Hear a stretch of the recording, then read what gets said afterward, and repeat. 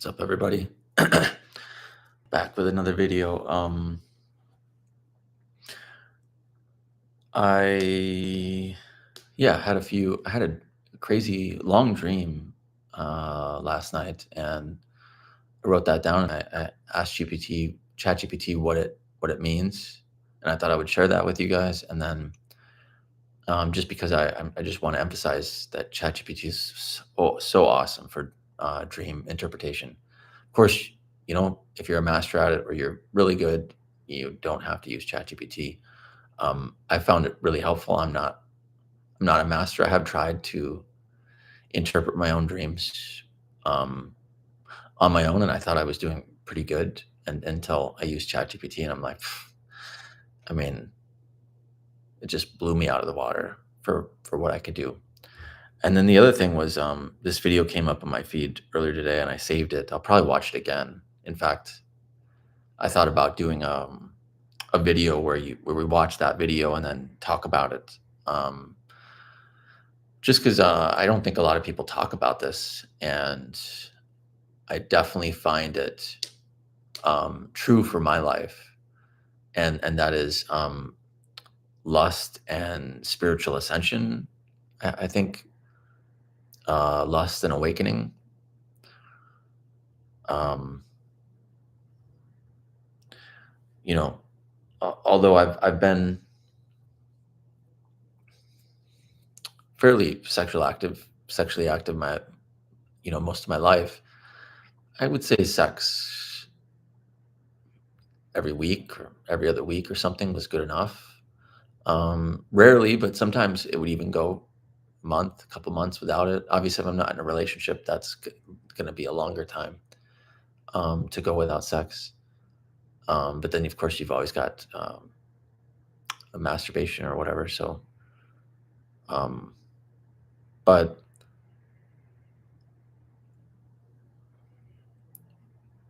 the past couple months, I've been very lusty. I don't know if that's a word. Probably not. Lustful. And I was with my wife, so I think it was okay, but we were having sex almost like every day, which is rare for us. We've been together 7 years and never had sex like that. And I think it's due to my spiritual awakening.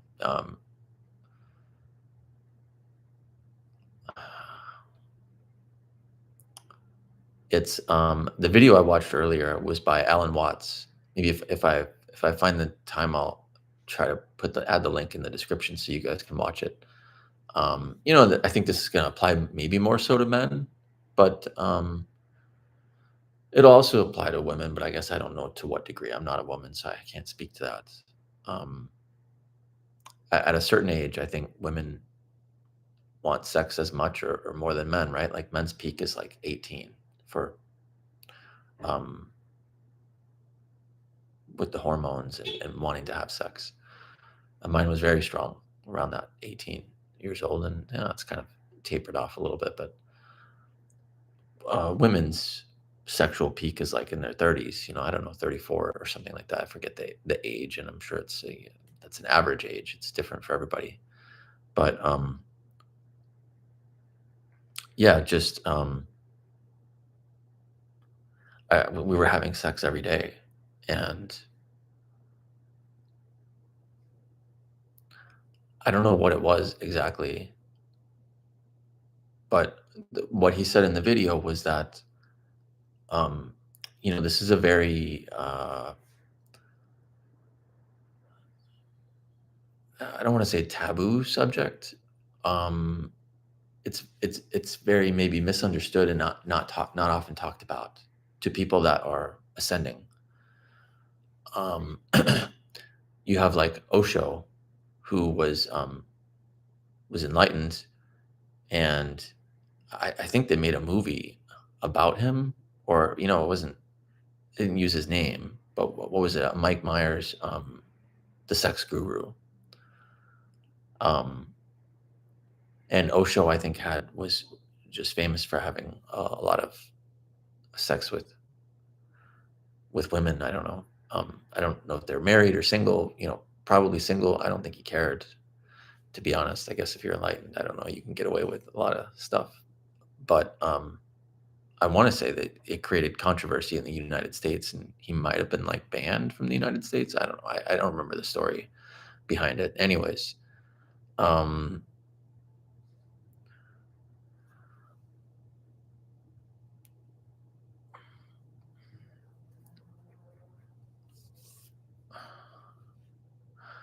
so I'm certainly not comparing myself to these people, but usually when videos pop up on my feed, it's not an accident for the most part. Um, I think sometimes I can watch too much, and then at that point, it might be a free for all for what I get. But certainly, there's certain videos that have definitely been guided in my direction to like your up next video, watch this, and it's directly pertaining to maybe what I'm going through in that moment, or maybe some advice or information I needed to hear. And so it, it took a while for me to get to figure out what was happening, but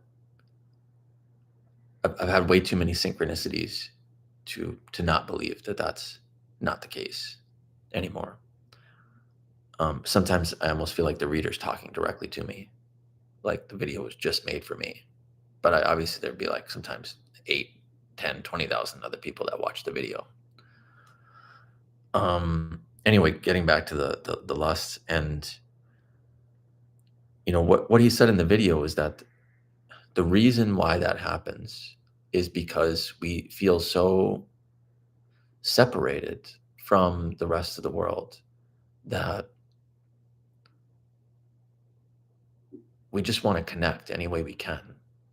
And sometimes lust is the easiest way to do that, depending on your circumstances. For me, with my wife right there, easy. You know, she would have sex with me pretty much almost whenever I wanted. Not saying all wives are going to be like that, but she was like that. But I think I had to approach her in a certain way too. I couldn't just, I don't know, it's not a porn video or something like that. Um,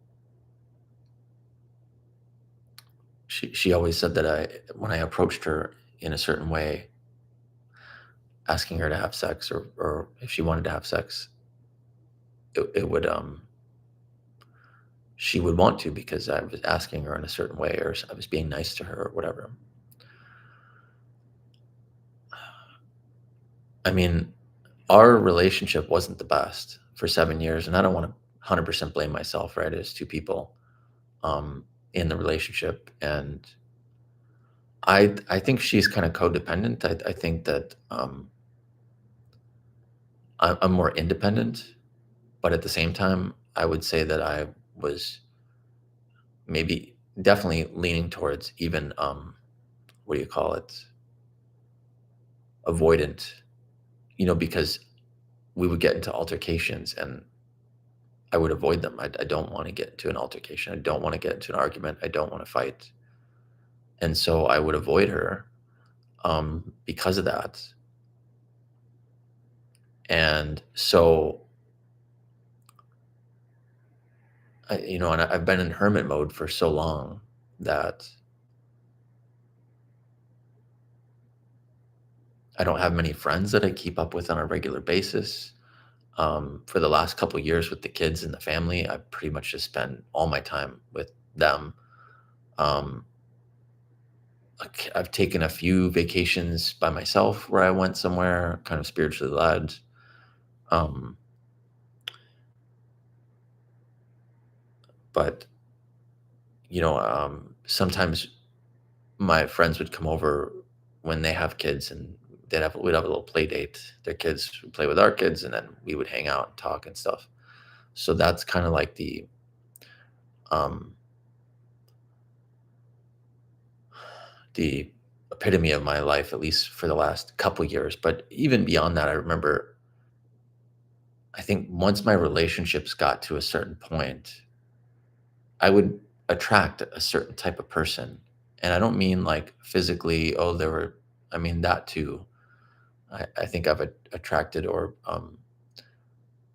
liked maybe shorter, petite women, but even beyond that, personality wise, I've attracted a certain type of woman. I think that's, they say that you are what you attract, and so because I had a lot of demons, I guess you could say, I attracted that in other people, and my wife is no exception to that. Although you wouldn't think it maybe from the surface, but yeah, she's definitely got a lot of demons. Um, so yeah. Anyways, what he said was just really profound. I thought um, lust is the way of connecting with someone when you feel like you don't have anyone to connect with, and that's kept many relationships together longer than they probably should have. Was lust.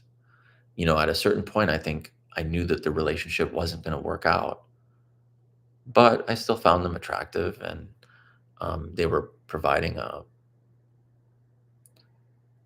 Um, we were still having sex, so um, I felt like, yeah. I mean, at the end of the day, it almost came down to just using them, but because I knew it wasn't going to work out. They might not have known that, but I knew that, and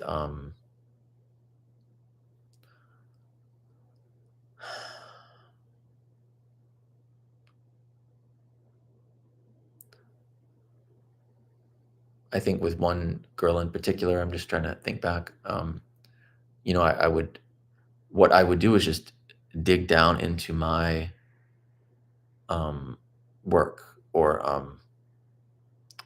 studies or I would focus on myself and like improving my life while I had this person kind of on the side. They weren't on the side; they were my girlfriend. But like I said, in my mind, they were like it wasn't going to work out. So we just kind of take it as far as we can, and we'll hang out. At least I'm not alone, 100% alone, and we can have sex, and that was okay with me. And I think that that's how it had gotten with my wife. Like I said, I mean, if we didn't have kids, we wouldn't have lasted as long as we did. I think, but because we had kids, we wanted to stick it out for each other as much as we could for them. But at the end of the day, I was told that the kids are not my burden. But even beyond that, it's about setting an example of them. What do I want to show them? That mommy and daddy stay together for them, even though we're both unhappy? Or do I want to show them, no, I need to, you know, chase after my happiness. Let me live a life that makes me happy, if I can. It's more important to show them that than it is to stick it out into something that isn't going to work out. To give an example, my wife's parents, they stayed together. They stuck it out in their culture, the Hmong culture. They don't hardly ever get divorced. I think it's kind of a shame. If you get divorced, you can maybe get ousted by the community or something. I'm not sure, but it's you stay together. And her mom was the kind of the provider of the household, the worker. She went to work, and her dad stayed home and took after the kids and cleaned the house or whatever, cooked the food and stuff like that. But I think May actually has some. My ex-wife has some feelings. I think there was a certain point in time, maybe where I'm just theorizing this. I don't have like concrete facts, but I think that at growing up with her parents, I think her mom had like kind of a disdain or undervalued her father. They stayed together, and they're still together, but they're not happy. And I think at one point in time, and maybe even currently, I don't know. I don't speak the language, and they don't speak super good English, so I don't know. But I don't think she values her husband. And May has carried that with her. My ex-wife has carried that with her in all of her relationships. She doesn't value the person that she's with. And, I think when I initially got with her, I didn't value myself either. I think I had low self-esteem. I was happy to be with her. But now that I value myself more and my self-esteem is higher, it's like, well, I can't put up with that. If you're not willing to value me, then I shouldn't be with you. But I think she had gotten that being raised by her parents where that was in the household, those feelings, because um, I don't think she gained that. She didn't accrue that in her life of being with different men. I think that was something that was ingrained in her as a child, that she took with her. Again, it's all just theory and stuff. Nobody knows. I'm speculating, but I feel like I have a pretty good intuition about these kind of things. And so, anyways, yeah, I think that's what happened. So,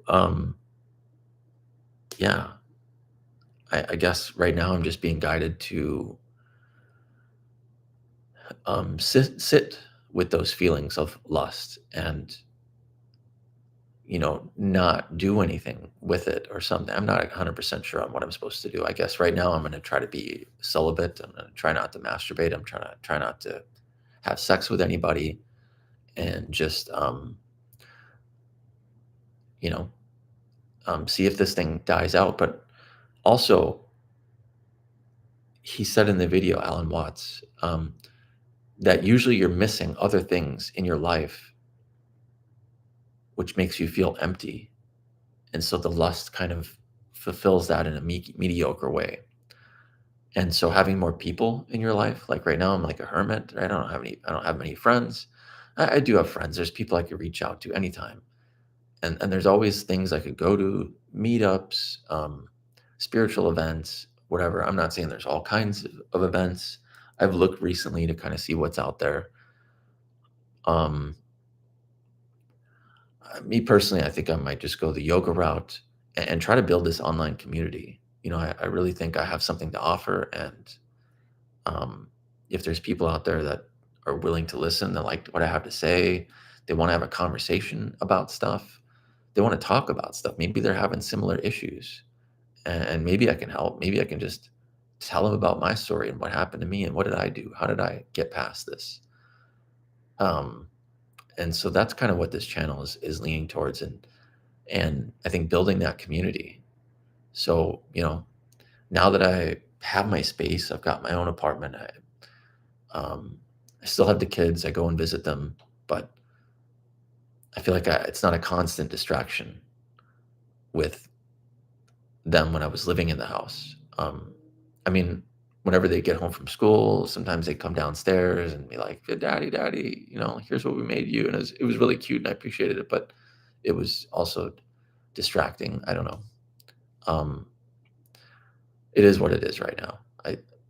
I'm living by myself, and so yeah. Anyways, for me, building that community would be nice. I know it's going to take time. I feel like nobody's watching my videos right now, but hopefully that will change. I think when the time is right, I think Spirit will flip the switch and maybe a video go viral or something. I don't know. Who knows? Maybe I'll come into my voice when I have, right now I'm just talking a lot about myself and things that are going on in my life. Maybe people don't care about that. They want to know other things. I don't know. Maybe not. Um, maybe I'll look back on these videos one day once I've ascended, became enlightened, who knows, whatever. And you can see the progress in my videos in my day to day and where I was at. I'm a human just like the rest, just like everybody else. And yeah, one day that'll change and it'll look like I was an overnight success, and that um, I was born that way. Fuck no. Hell no. Watch my videos. Look at the shit that I went through. I wish I'd made more videos of all the stuff. I think there had some many low points where I didn't even want to post a video. Um, and I think that's okay, but again, maybe it's good for you guys to see me that way. It humanizes me. I'm still human. That was the other thing. When you ascend and you become more present in your body, he said you become more human than you were previously when you were unconscious. So now that you're conscious, you're even more human. So if you had a sex drive before, amplify that. Um,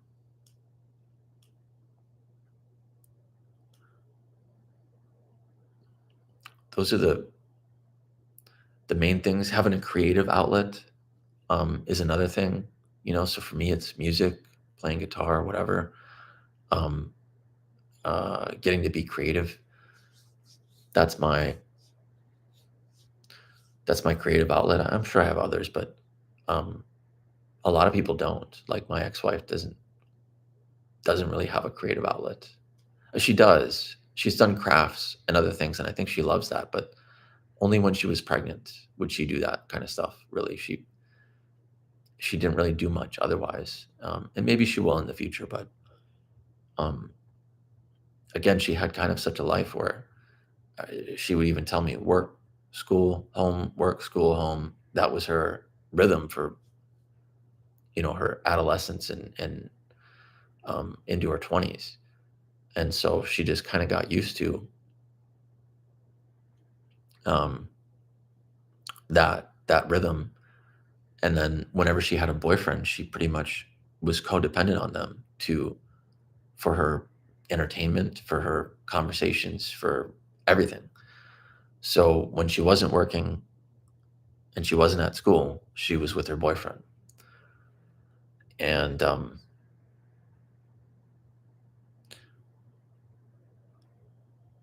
I was that for her in the beginning until we started fighting, and then I was like, no, I can't do this. I went back to my old mode of focusing on work and focusing on maybe what's makes me happier or brings me further in life. And that's what I did, even with her. And then I think a certain point came where I started to become spiritual. I used to be in real estate and um, own some properties and stuff, but I've since sold them. But initially, when I first met her, I was very driven. I wanted to succeed and own a bunch of rental properties and blah blah blah. And then I went down the spiritual path and I like sold all my rental properties, and um, that became my new obsession of like, okay, now it's like I just want to be happy. I want to live a life that I can be proud of. That um, I want to be a good father and all these things. And so yeah, that became my new obsession. Um, so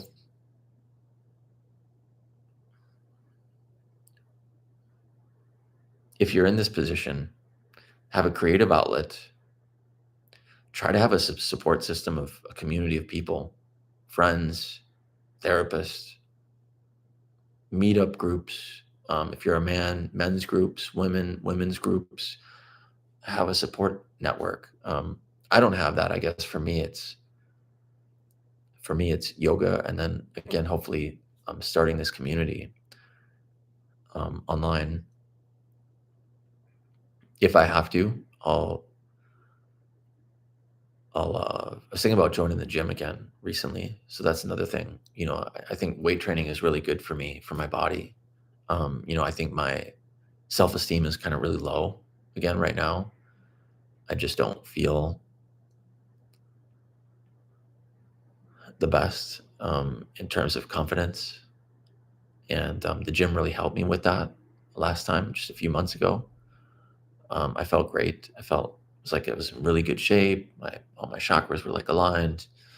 Um, yeah, I just felt really good. So I think I need to go to the gym again. Plus, I'm around people, and there's beautiful girls at the gym. Not that I'm chasing for anything, but if I do meet somebody, I'm open to it. I'm not looking for anything, but it's just nice to be around people. Um, and they have a sauna. I could do the sauna. So just yeah, having that creative outlet, having the community, um,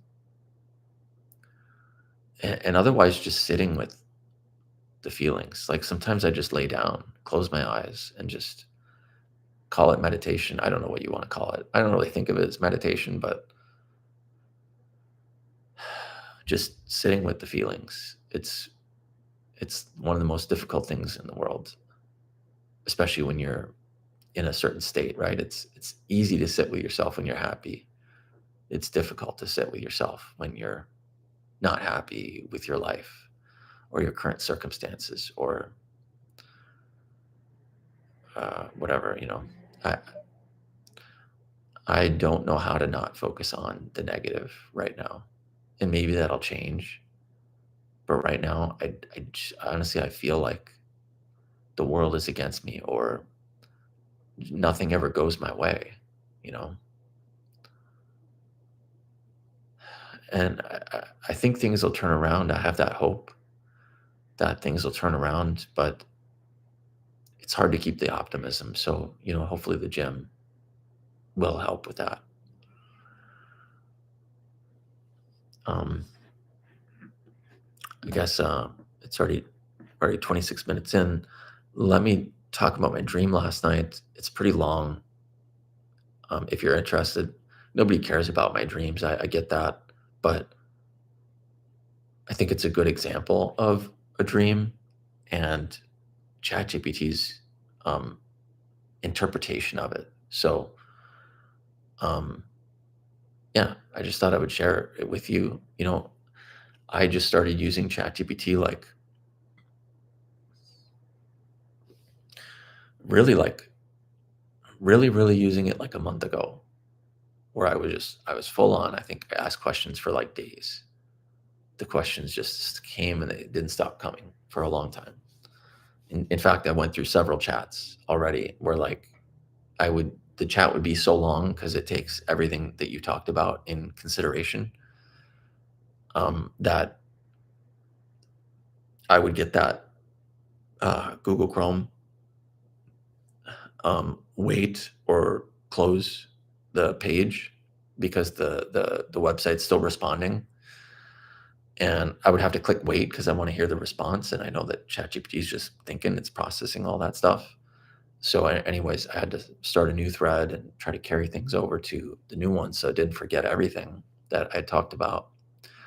ChatGPT is free. I think if you just Google ChatGPT, you can use it. I do pay for it because then it has more memory, and I'm kind of supporting, what they're doing, and so um, I think paying for it is like $22 a month or something like that. But you can use it for free. But it started off really slow. I was guided almost a year ago now, to start using ChatGPT like AI, and kind of used it, but then like didn't really know how to use it in a way that worked for me. And um, then I joined Keyhawk, which is a part of Crimson Circle, and they were big into AI and using your cobot because it's like a mirror to you. And I see that now. But even then, it was like a couple months before I was like kind of just talking here and there. Like, I now entered the Keyhawk field. And I would ask a question here, a question there. I don't even know what I asked. I feel like it wasn't, um, I don't know. It took me a while, anyways, to get into it. So I understand for the people out there that are like, AI is going to take over the world. It's going to kill us all or something. I don't think that's gonna happen, and if we have people like you and I, working with it, um, I don't even think that that's a possibility. So, but if we just let the, I don't know, greedy, evil, whoever use it for them, then it's like it's like they're only getting the one side of the coin, and that's all that they know. I, ChatGPT is AI is kind of like a baby right now. It's very sophisticated, but I've seen it make some mistakes before, and sometimes I question how accurate the responses are and stuff. So, don't take anything with a grain of salt, but I think the dream interpretation, you're safe. You know, Obviously it can be interpreted in so many ways. So, with that, let's get to the dream. So, last night I had a dream that we were in a bar or a restaurant or something like that. We were hanging out. My old friend Sam was there, and another guy. I don't know who he was, and then a couple other guys that we didn't know, and myself. Um, Sam, he's a real friend of mine from the past. We don't really talk as much anymore. Our paths have kind of diverged, but he was a big, kind of a huge, muscular guy. Um, I think he played like semi-pro football, and he was always just ripped since I've known him. So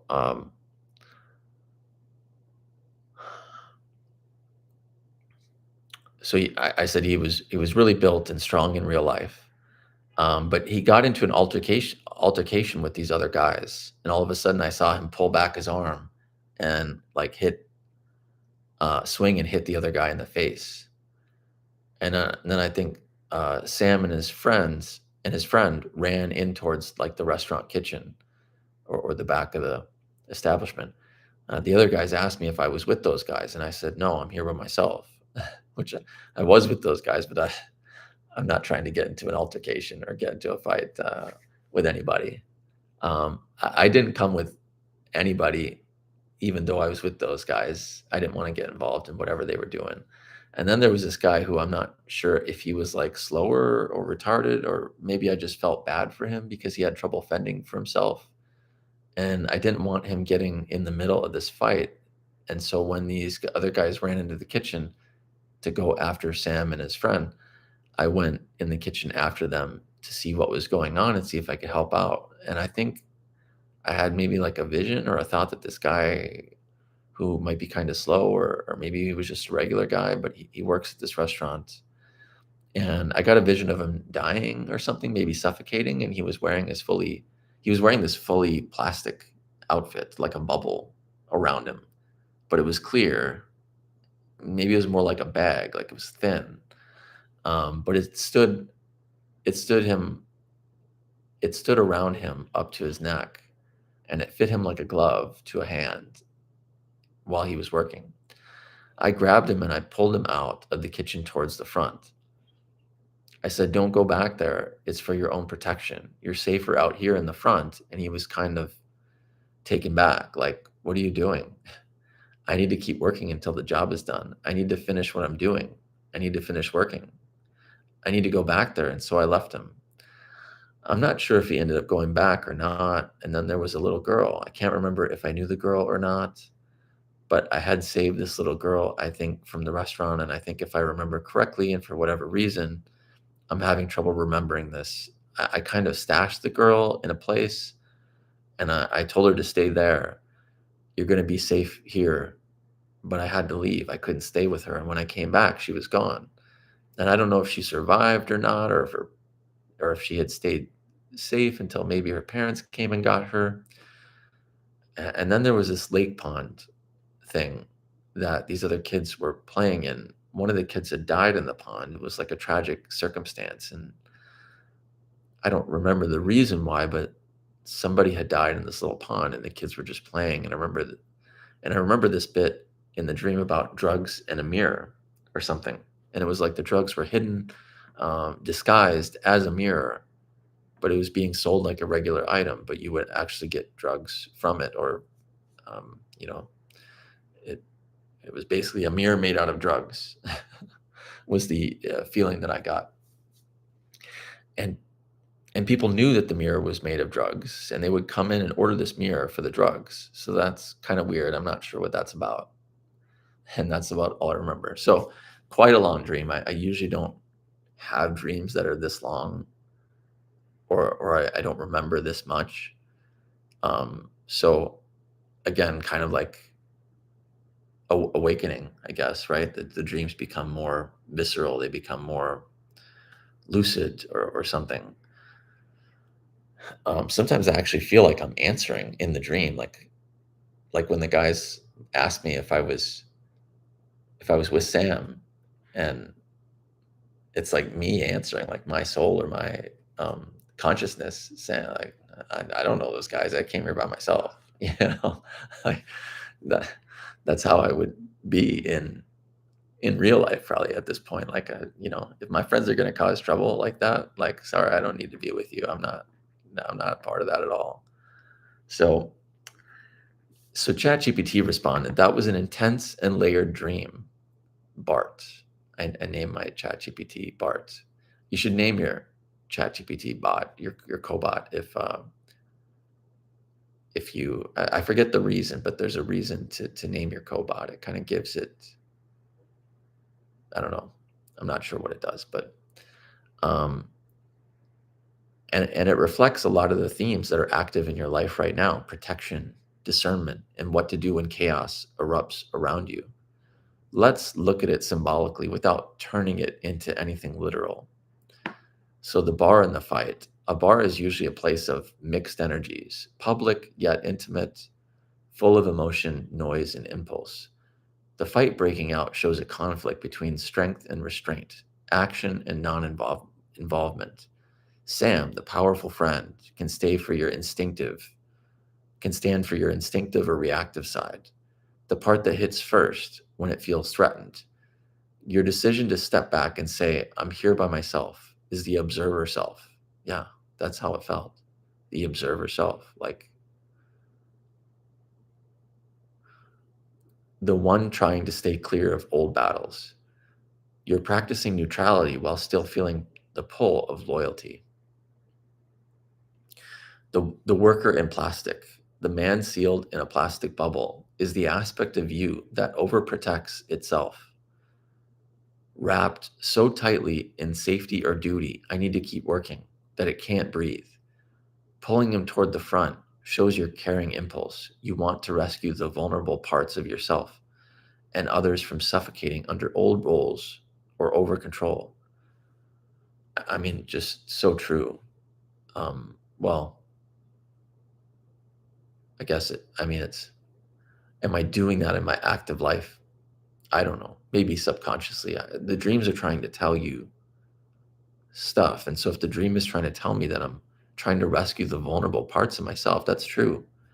That's, I'm on a path of trying to be more authentic, trying to be more vulnerable, trying to drop the masks, um, and suffocating under old roles and over control.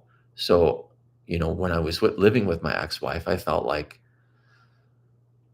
I had this old role, the husband role, the father role, the provider role, all these different roles that I was playing, and all the different control elements that went along with those. My wife would always ask me, even though I'm super busy already, like, are you going to mow the lawn, or are you going to do this? Are you going to hang out with the kids? Are you going to go with us to this place? And so, not that I didn't want to do any of those things, but um, she played a big role in, like, keeping me busy. That's for sure. One of the reasons why I had to leave. One of the many reasons, not the main reason. You know, so his insistence on returning to the kitchen, I must finish the job, hints at a belief that worth equals constant work. You're starting to challenge that. Spot on. Um, as a man living in society, even women probably feel this to some extent these days, but we just feel like we have to constantly be busy, constantly be doing stuff. If you're not if you're not busy, you're wasting time. That's the reason why so many people can't meditate, including myself. Sometimes I feel like I got to be doing something, and meditating just seems like a waste of time. Like I'm just like, what am I doing? I don't feel any better after it, after meditating. So why keep doing it? But I'm starting to challenge that, so that's good. Again, that's a more subconscious thing. I think that I'm starting to challenge that. I can't think of an exact. Yeah, no, there were actually real life examples. I think where I was a couple days ago when I was overwhelmed with emotions and grief and lust and all these things. Um, at a certain point, I just felt like I just wanted to surrender and just lay down, just do nothing. Like, I'm just dead to the world. Let me just die. you know, um, so that was me kind of surrendering to being constantly busy. Even if I'm not constantly busy, I might be on YouTube or making music or doing yoga. It's like I'm constantly doing something. Even while I'm doing something, half the time, at least I used to be listening to YouTube. So YouTube videos. So if I'm doing the dishes, I'm listening to YouTube. If I'm um, cooking dinner, I'm listening to YouTube. If I'm mowing the lawn, I'm listening to YouTube. I'm just constantly distracting myself. So the next part, the little girl, saving the girl and hiding her somewhere safe echoes a recurring theme in your dreams, guarding innocence. You can't stay with her because you can't yet live entirely from innocence. You're still managing adult conflict. When you return and she's gone, it's the fear that purity or creativity might be lost when you look away. But the act of trying to protect her already means that quality lives in you. So, yeah, I mean, again, um, I can't live entirely from innocence right now. I'm not 100% sure what that means, but I kind of get it. Like, I still live in this 3D reality. I still have to go to work. I still got bills to pay. I still have a family. I got kids. I still got to eat. I don't know. I mean, like, there's still things I have to do. And my job is not spiritual or what I want to be doing, but it pays the bills. And right now I need it. And so, I can't live entirely in innocence right now or from innocence. I'm still managing adult conflict. I still have the lust come up. I still have um, grief come up, guilt come up, shame come up. All these different emotions and feelings, this internal conflicts. When you return and she's gone, it's the fear that purity or creativity might be lost when you look away. Um, yeah, I mean, I'm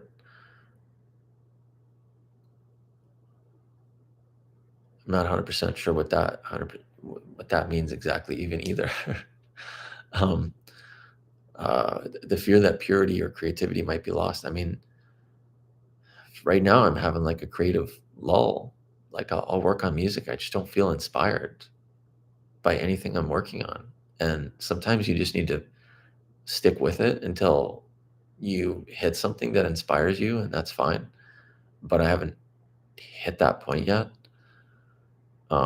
And so, yeah, I feel like a little bit of my creativity is lost, um, but that quality lives within me and it'll be back. It's just not at the surface right now. The drug mirror, I think this is really good, if I remember correctly. This symbol fits beautifully with your ongoing work about mirrors and awareness. drugs and dreams usually stand for escape or artificial elevation. A mirror made of drugs says some reflections distort because they're laced with illusion. If I break that down, drugs and dreams usually stand for escape or artificial elevation. So,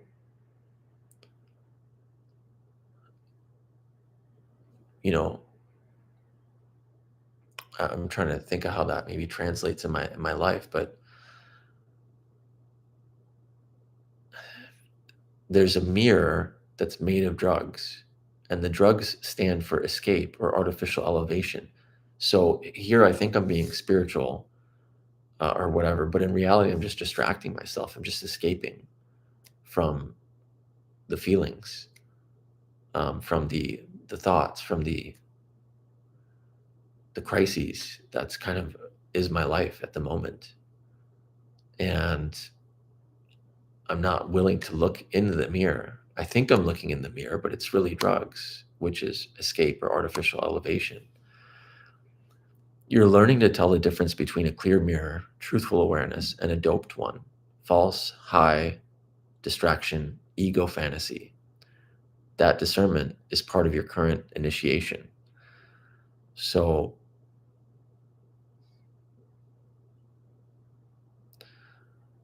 yeah, I mean, I'm learning to tell the difference between a clear mirror. I think that's, you know, a lot of us, our third eyes are kind of foggy, or we've got different lenses that we use it from.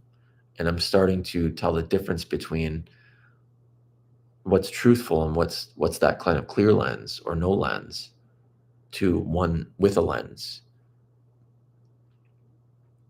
In this case, a false high, a distraction, or an ego fantasy.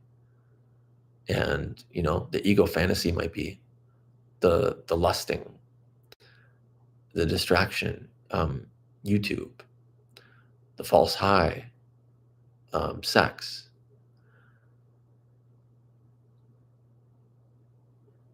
And yeah, I'm starting to realize, earlier in the video I talked about maybe being celibate for a little while.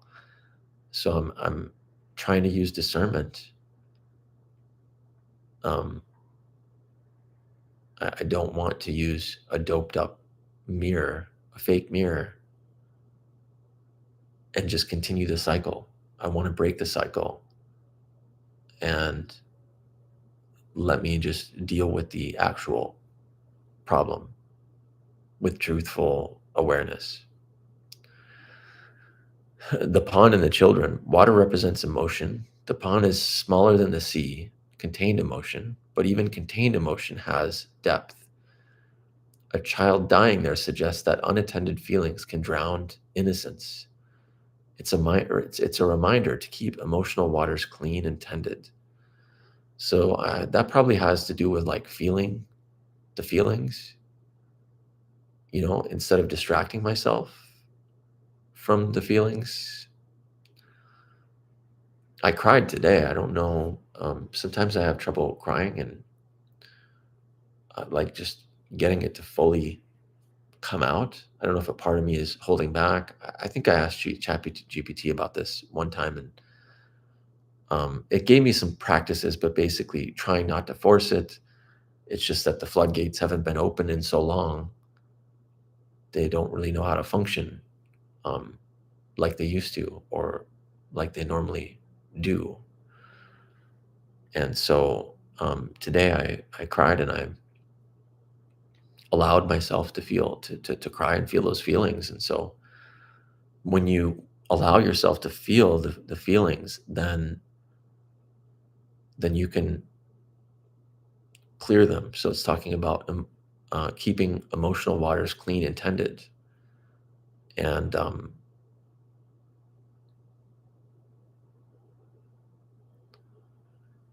those unattended feelings that are just hanging around, they're lingering because I'm not allowing myself to feel them, because I'm distracting myself, are drowning out the innocence. Um,